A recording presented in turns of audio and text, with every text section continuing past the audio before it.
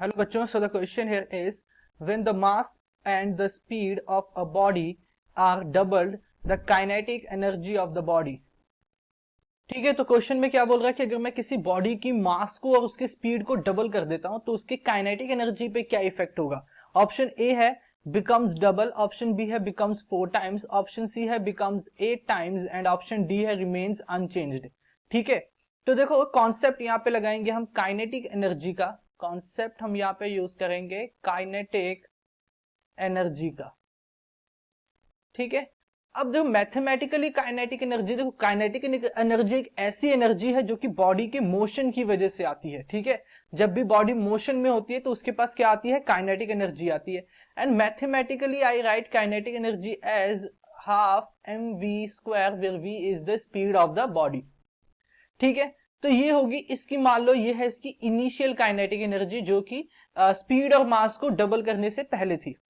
अब मैंने क्या किया, स्पीड को और मास को डबल कर दिया, यानी कि m डैश हो गया मेरा 2 times of m and v dash हो गया मेरा 2 टाइम्स ऑफ v। ठीक है, ओके। तो नेक्स्ट देखो, अब नेक्स्ट में क्या होगा कि मैं अब जो नई काइनेटिक एनर्जी होगी यानी के ई डैश, उसको मैं लिख सकता हूं half m dash v dash का स्क्वायर। ठीक है, v डैश का स्क्वायर मैं ऐसे लिख सकता हूं इसे। अब m डैश और v डैश की वैल्यूज को इक्वेट कर दो, half into 2m into 2v का स्क्वायर, यानी ये हो जाएगा half m, sorry half 2m, half 2m 4v square, ये आ जाएगा मेरे पास।